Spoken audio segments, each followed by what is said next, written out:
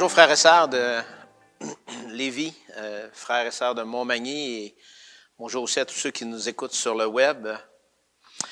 On a terminé nos enseignements sur l'écoute et ce que je trouvais qui faisait une suite logique à l'écoute, c'était évidemment d'apprendre aussi à mesurer nos paroles.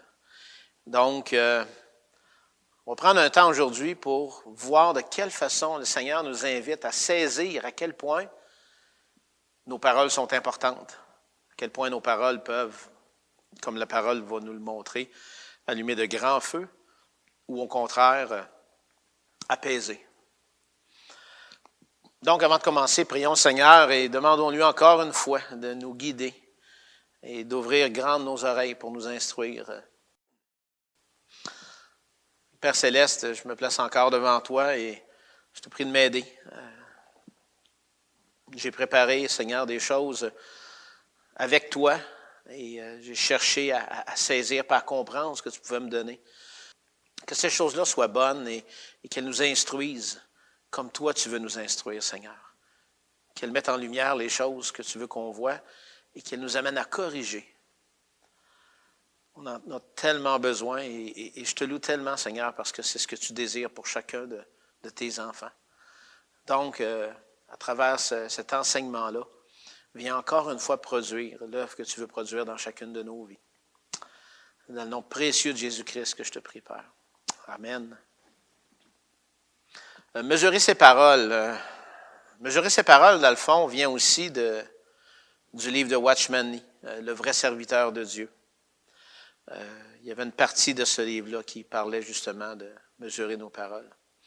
Donc, comme on l'a vu précédemment, si savoir écouter est une tâche difficile qui demande vraiment de la discipline, pour ce qui est de mesurer les paroles qui sortent de notre bouche, je vous dirais que la tâche s'avère encore plus difficile. J'ai cru que déjà l'écoute, c'était pas quelque chose de simple, mais j'ai réalisé à travers l'enseignement que des paroles, c'est encore plus difficile à maîtriser. Pourquoi c'est plus difficile? Tout simplement parce que par nos paroles, on révèle les véritables pensées de notre cœur. Donc, par elles, je peux guérir ou au contraire, créer vraiment de grands conflits. Est-ce qu'on serait prêt à dire, comme le psalmiste, j'ai le psaume 17.3, où ça dit « Si tu sondes mon cœur, si tu le visites la nuit, si tu m'éprouves, tu ne trouveras rien. Ma pensée n'est pas autre que ce qui sort de ma bouche. » C'est vraiment quelque chose. Le psalmiste dit que les paroles qui sortent de sa bouche correspondent exactement à ce qu'il pense.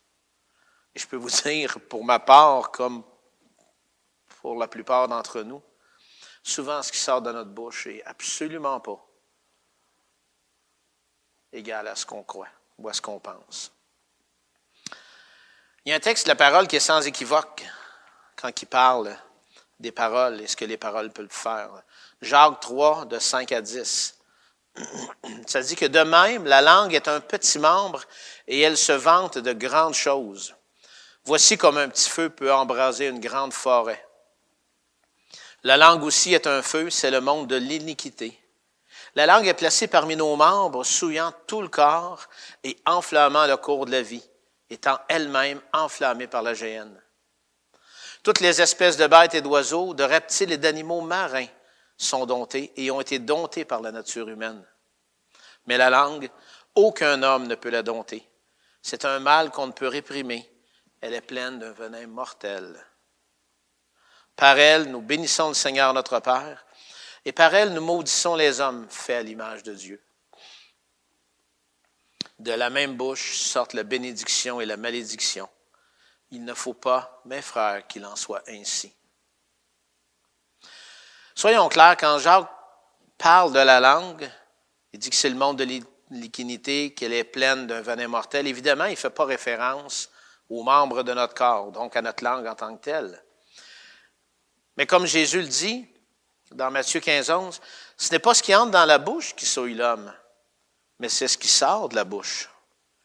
Ça, c'est ce qui souille l'homme. Jacques, comme Jésus, font donc référence à nos paroles. Puis Jésus explique pourquoi.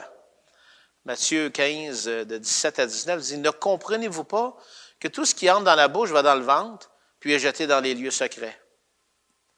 Mais ce qui sort de la bouche vient du cœur, et ça, c'est ce qui souille l'homme. Car c'est du cœur que viennent les mauvaises pensées, les meurtres, les adultères, les impudicités, les vols, les faux témoignages, les calomnies. » On va revenir à ce que Jacques dit, comme Jésus. Ils dressent tous les deux un portrait peu flatteur de ce que la langue, donc de ce que nos paroles peuvent faire. Ils affirment que par elle, tout le corps est souillé, car elle est enflammée par la puissance du péché qui nous habite, et quoique l'homme ait pu dompter et maîtriser tous les animaux, Jacques affirme qu'aucun homme n'a la capacité de la réprimer. Il termine en exhortant ses frères à mesurer leurs paroles, en leur disant que de leur bouche ne doit pas sortir la bénédiction et la malédiction. Jacques est tellement conscient du mal que nos paroles peuvent faire qu'il affirme dans Jacques 3,2 « Nous bronchons tous de plusieurs manières. Si quelqu'un ne bronche point en parole, c'est un homme parfait, capable de tenir tout son corps en bride. »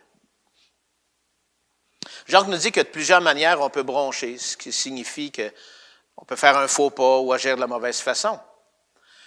Mais il dit que celui qui ne fait pas de faux pas en parole garde tout son corps dans la droiture. Il va jusqu'à dire que c'est un homme parfait. Comme déclaration, là, c'est « wow », c'est vraiment particulier.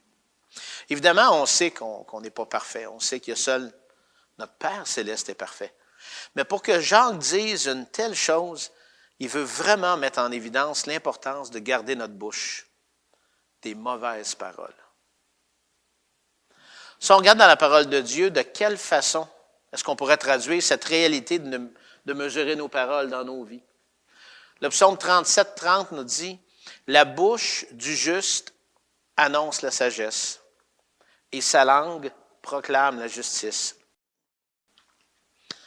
Le psaume 71-8 « Que ma bouche soit remplie de tes louanges, que chaque jour elle te glorifie. » Le proverbe 8-8 « Toutes les paroles de ma bouche sont justes, elles n'ont rien de faux ni de détourné. » Si on regarde dans la parole de Dieu, il y a une multitude de psaumes et de proverbes et d'autres endroits qui nous exhortent à vraiment garder notre bouche pour que ce qui en sort soit de bonnes paroles. Des paroles édifiantes et des paroles pour la gloire de notre Seigneur. En peu de mots, c'est la mise en garde que la parole de Dieu nous dresse. Et Jacques et Jésus nous parlent justement de ce que la langue peut faire. Voyons maintenant de quelle façon on a tendance à utiliser nos paroles. Je vais le résumer avec 2 mots, très simples. Trop parler. Trop parler. Je suis de ceux qui parlent beaucoup. Comment ne pas penser que de ma bouche sortent des mots qui ne sont pas bien employés, qui ne sont pas sages et qui ne sont vraiment pas utiles? Même pour ceux qui parlent peu, les quelques mots utilisés peuvent, comme la parole le dit, allumer un grand feu. Vous savez, on peut se dire, je vais être sage, puis je ne parlerai pas. Puis tout à coup, c'en est trop. Il y a une parole qui sort de notre bouche, et vient envenimer une discussion qui était déjà très houleuse. On a beau vouloir se retenir, donner l'impression qu'on est sage, mais un seul mot peut venir envenimer quelque chose qui va déjà dans une mauvaise direction. Si on a compris que Dieu parle par notre bouche, nos mots devraient être comptés, efficaces et remplis de sagesse. Et Dieu parle par notre bouche. Son esprit nous habite. Comment ne pas penser que Dieu parle par notre bouche? Comme pour l'écoute, cette réalité devrait affecter toute notre vie, et non pas seulement lorsque vient le temps de consoler ou d'enseigner. Si on a offert notre vie au Seigneur et qu'on lui a dit de nous utiliser, on ne peut donc pas parler comme bon nous semble. Vous savez, on peut donner l'impression par nos agissements ou notre comportement de vouloir être d'une bonne conduite.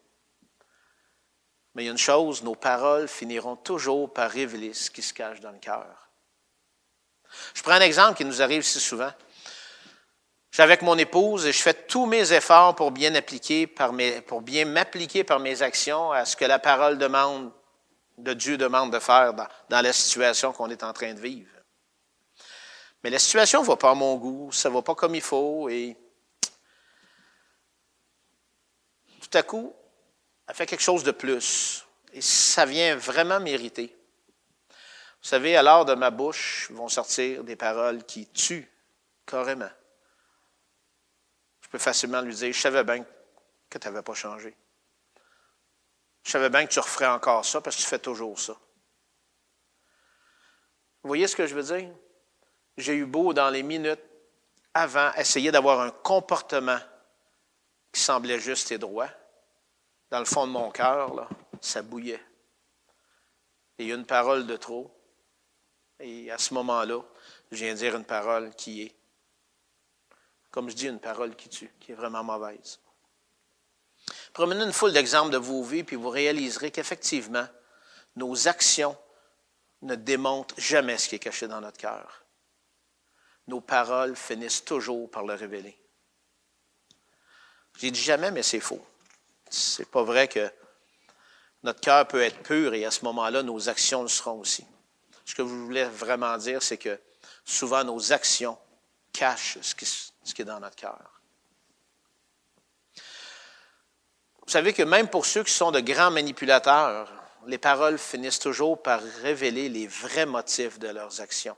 Des fois, on ne le voit pas sur le coup, mais à un moment donné, les paroles finissent par démontrer quels sont les motifs qui sont cachés derrière ce qu'ils disent ou ce qu'ils font. Vous savez, lorsque vient le temps de parler du Seigneur, de parler tout simplement, le Seigneur nous adresse clairement ses ordonnances. Sont claires, sont simples, mais sont tellement vraies.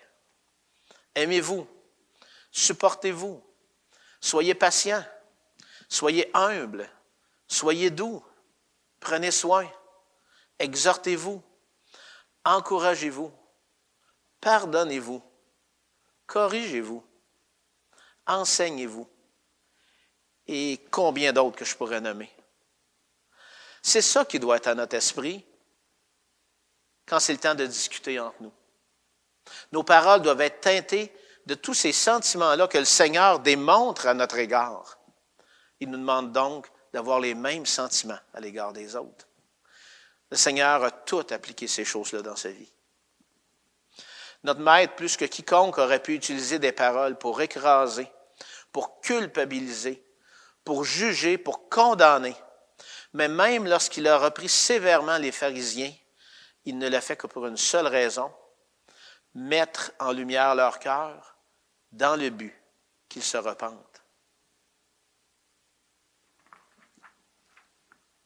Si le Maître a agi ainsi, évidemment que ça doit être la même chose pour nous.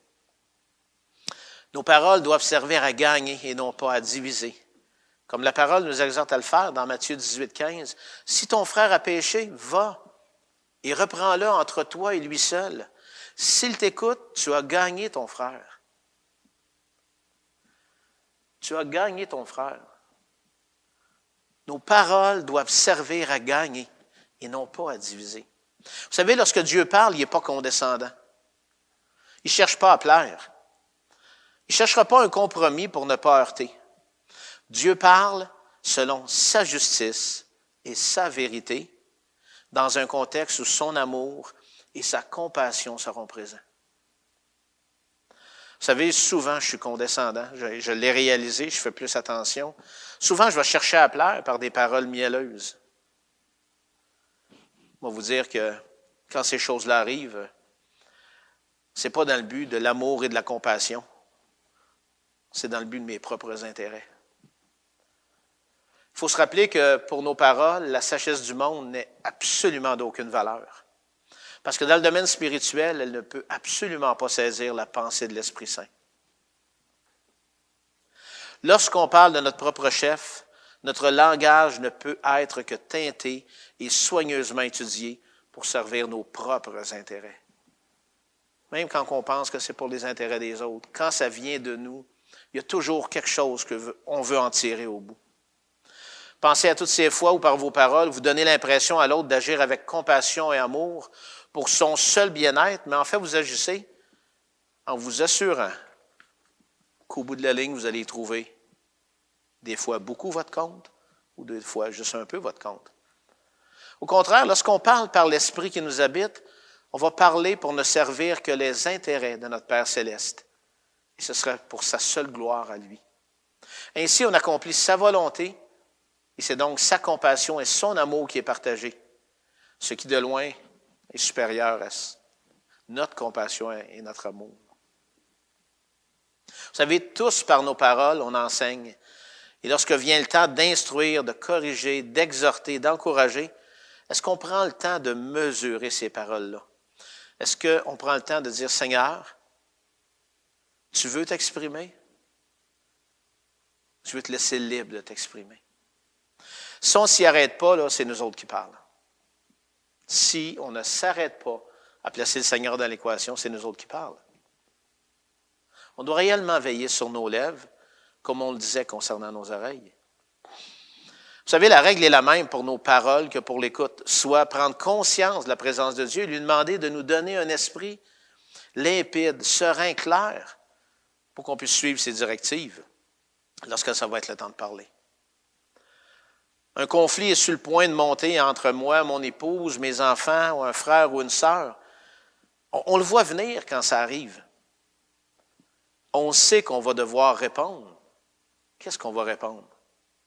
On va répondre pour se justifier, pour se donner raison, pour démontrer que l'autre est en tort plus que moi. On va répondre en disant, Seigneur, qu'est-ce qu'il est le temps que je dise? Quelles sont les paroles que tu veux que je donne? Pour gagner, pas pour diviser. Ça vous donne une idée à quel point on a besoin de lui, hein? Lorsqu'une discussion devient houleuse et que par une seule parole, on peut l'envenimer ou l'apaiser. Une seule. Je regarde pour moi, puis je regarde autour de moi, puis je réalise que bien souvent, les paroles sortent, mais sortent de notre chair. Combien de fois est-ce que j'ai parlé trop vite et envenimé une discussion qui, au bout du compte, m'a rendu triste? Combien de fois ai-je laissé mes émotions prendre le dessus pour dire des choses que j'ai regrettées? Combien de fois ai-je voulu avoir raison plutôt que de chercher à résoudre une situation? Combien de fois on pourrait le dire? Un des secrets pour bien mesurer nos paroles, c'est s'arrêter. S'arrêter. Et vous savez, le mot « arrêter », c'est un mot que les chrétiens connaissent bien, hein, parce que le psaume 46, 10, tout le monde le connaît par cœur. Arrêtez et sachez que je suis Dieu. Le Seigneur doit sourire des fois, parce qu'on le connaît par cœur, mais on n'arrête pas souvent. On est plutôt du genre à continuer. Il y a plusieurs raisons pour s'arrêter et reconnaître la présence de Dieu, évidemment. Une de celles-ci, c'est assurément concernant nos paroles. S'arrêter avant de dire des choses qu'on va regretter. Ça serait bon de juste se dire, si c'est en train de monter, OK Seigneur, j'arrête. Je bouge pas là. J'arrête. S'arrêter avant de dire à l'autre, s'arrêter plutôt et dire à l'autre, donne-moi le temps de réfléchir. S'arrêter pour éviter que mes émotions soient ce qui mène la discussion. Vous savez, une discussion émotive, là, oubliez ça, les émotions, ça ne se contrôle pas. Puis les émotions, là, on a beau essayer de les expliquer, ça ne s'explique pas. Ça se vit tout simplement. Puis si quelqu'un est dans le piton dans ses émotions, vous ne pourrez pas le ramener. Jusqu'à ce que les émotions, tranquillement, pas vite, laissent leur place. Mais vous savez, la raison la plus importante pour s'arrêter, c'est celle où on prend conscience et qu'on veut reconnaître la voix de Dieu dans la situation et de dire, Seigneur, tu veux parler par ma bouche. Donc, je veux m'arrêter parce que maintenant, tu veux parler par ma bouche. Vous savez, en faisant cela, j'ai appris à éviter plusieurs conflits.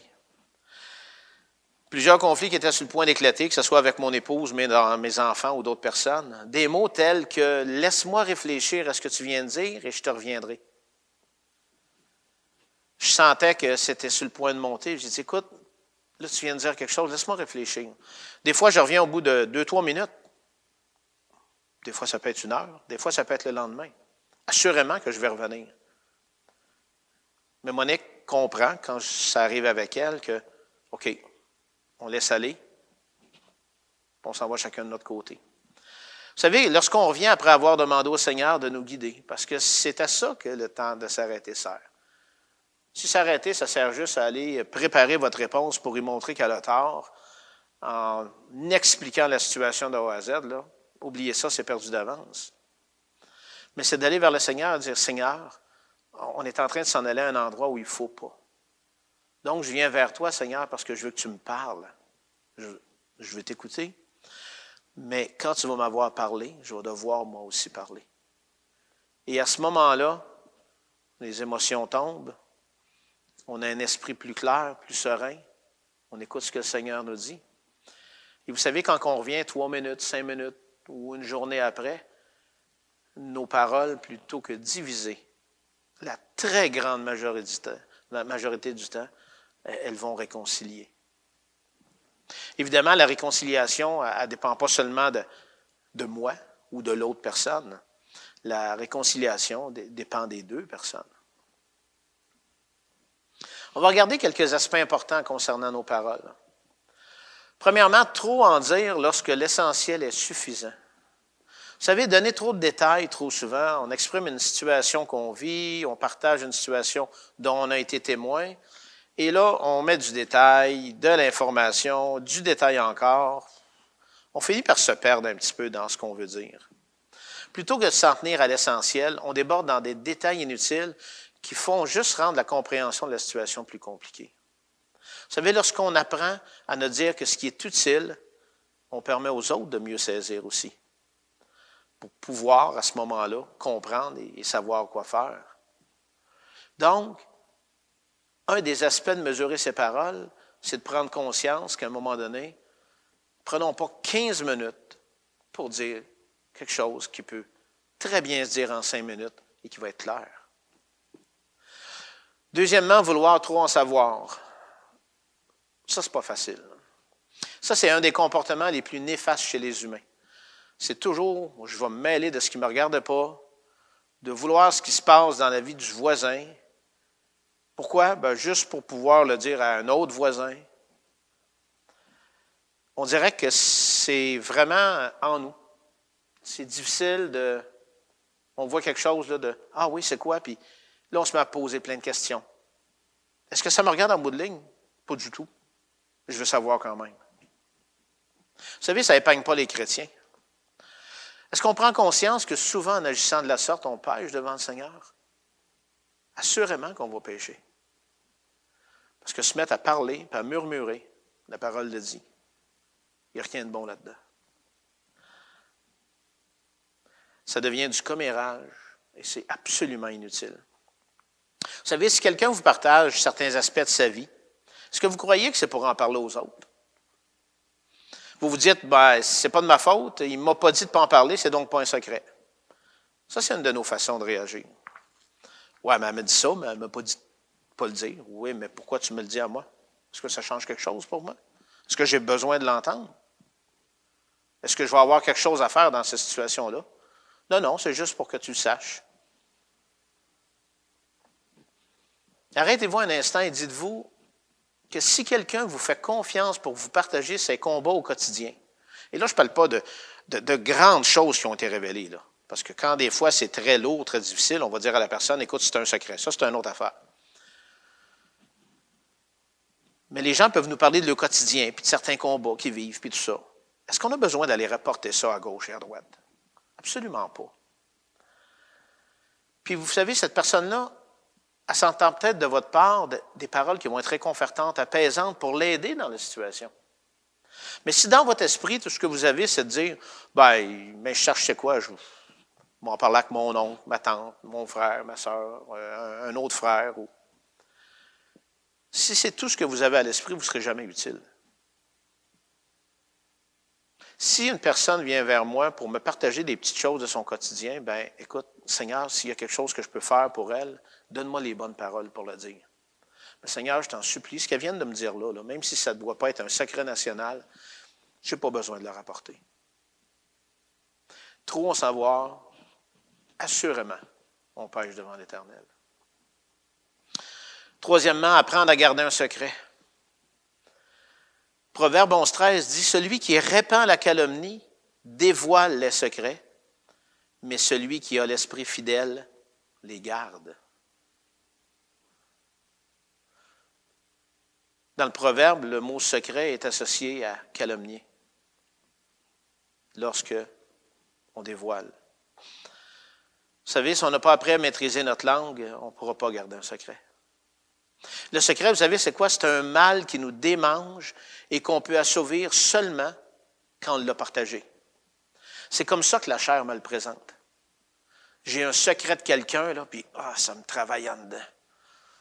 Puis là, à un moment donné, si je le dis, je me sens mieux.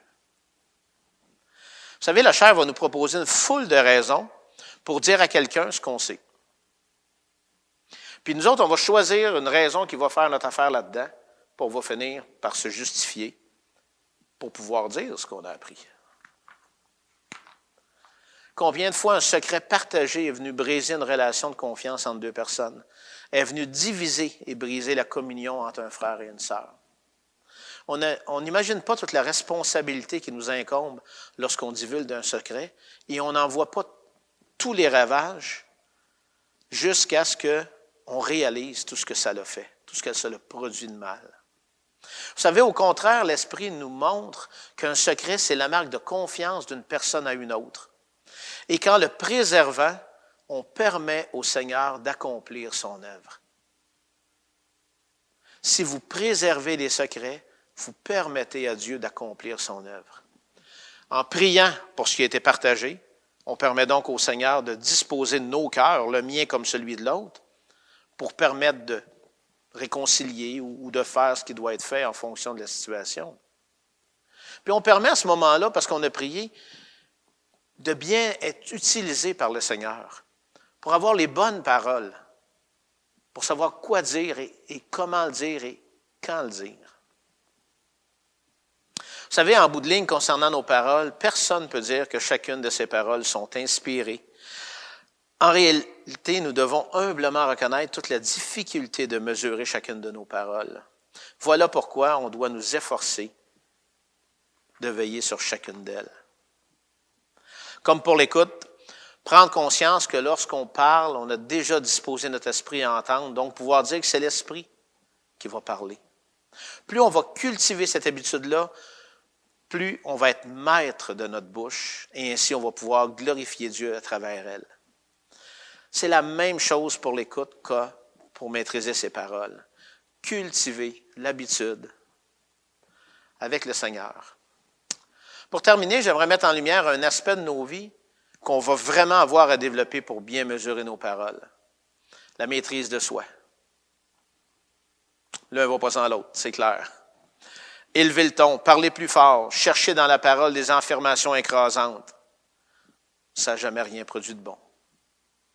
La maîtrise de soi dans l'humilité va toujours être une arme puissante pour empêcher d'allumer des feux. La maîtrise de soi commence en s'arrêtant, c'est certain. La maîtrise de soi, c'est quelque chose qu'on peut développer. Elle nous dispose à ne pas laisser nos émotions contrôler nos actions, comme notre bouche. Elle nous dispose à retenir nos paroles et attendre le moment opportun pour répondre. Elle nous dispose à répondre en étant conscients que nous ne chercherons pas à avoir raison, mais que nous chercherons la réconciliation. La maîtrise de soi va nous permettre de produire ces choses-là. Vous savez, la maîtrise de soi nous empêche aussi de tomber dans la légèreté, en ne cherchant qu'à plaisanter, pensant que ça peut régler les situations. Ça me rappelle beaucoup une des façons que j'avais, le Seigneur m'a corrigé, mais il y aura toujours un travail à faire, où je cherchais par des blagues à désamorcer des situations. Je pense que c'est le bon mot. Mais les blagues n'ont jamais rien réglé. Désamorcer, c'était comme de dire, au lieu que la bombe explose dans les 2 prochaines minutes, j'y ai donné 2 jours de plus. Mais ça ne règle jamais la situation. Est-ce qu'on peut être avec les gens toujours en train de tourner les choses en blague et quand vient le temps d'aborder des sujets sérieux, penser que nos paroles vont vraiment avoir un effet? Nos paroles vont être teintées par notre façon de faire. Et si je suis toujours à la blague, je vais amener ces blagues-là pour essayer de régler des choses et ça ne réglera jamais rien. Vous savez, on peut avoir un bon sens de l'humour, mais l'humour n'a pas sa place lorsque vient le temps de régler ce que le Seigneur nous montre. La parole de Dieu ne peut être tournée en plaisanterie et nous ne pouvons non plus l'enseigner avec légèreté. Elle va être sans effet. Et ça, c'est une des choses que le Seigneur m'a vraiment montré. Je réalisais à un moment donné que, à travers les enseignements, il y avait des choses que je pouvais inclure qui nous amenaient à sourire ou à rire. Puis il venait un temps où c'était plus juste sourire ou rire, mais c'était quasiment devenu des blagues. Et je me disais, Seigneur, ça marche pas. Hein? Et le Seigneur dit non, ça marche pas. C'est clair que ça ne fonctionne pas. On peut faire un commentaire des fois qui va nous faire effectivement sourire ou nous faire réfléchir, mais ça ne doit pas aller plus loin que ça. Comme je l'ai déjà mentionné pour l'écoute, il n'existe pas de chemin facile et peu coûteux pour ceux qui veulent être de quelque utilité pour Dieu et leur prochain. Rappelons-nous, il faut laisser la croix opérer profondément dans nos vies. C'était vrai pour l'écoute, c'est encore aussi vrai pour nos paroles. Elle doit vraiment faire un travail profond et produire en nous ce qu'elle doit produire. Il ne faut pas négliger l'effet de nos paroles car elles ont une grande portée, soit pour glorifier Dieu, soit pour glorifier l'homme. Soyons sur nos gardes et soyons rigoureux à ce qui a trait à notre langue, parce que de la même source ne peut couler l'eau douce et l'eau amère. C'est ce que Jacques dit dans Jacques 3, 11. Est-ce que la source fait-elle jaillir par la même ouverture? L'eau douce et l'eau amère. C'est avec ça que je termine sur l'idée de mesurer nos paroles. Que cet enseignement-là nous aide à réaliser, comme on l'avait dit pour l'écoute, à quel point ce qui va sortir de notre bouche, le Seigneur veut que ce soit mesuré, compté, efficace. Il veut que ces paroles-là viennent de lui, pour le glorifier lui et pour produire ce que lui veut qu'il soit produit. Et pas seulement dans les grandes discussions qui semblent importantes, mais dans notre quotidien. Comme je l'ai dit tantôt, là, on peut être en train de parler de tout et de rien, puis tout d'un coup, un commentaire mal placé en amène un deuxième, et pouf, ça nous explose dans la figure. Le Seigneur nous dit, prenez garde, mesurez ce qui sort de votre bouche. Dans ce que vous venez d'entendre sur mesurer les paroles, regardez s'il y a quelque chose qui vous a accroché particulièrement ou que vous avez appris de nouveau. Vous pouvez le noter. Je vous pose la question, est-ce que vous êtes une personne qui parle beaucoup? Si oui, avez-vous appris, même si vous parlez beaucoup, à laisser Dieu parler à travers votre bouche? Êtes-vous conscient de ça ou vous l'êtes plus ou moins? Est-ce que vous avez tendance à vous arrêter lorsqu'une discussion devient houleuse pour prendre le temps de réfléchir? Comme on disait, s'arrêter pour éviter de dire des choses qu'on regretterait. Est-ce que vous avez tendance à vouloir trop en savoir? Qu'est-ce que vous faites quand on vous confie un secret? C'est plein de bonnes questions à se poser.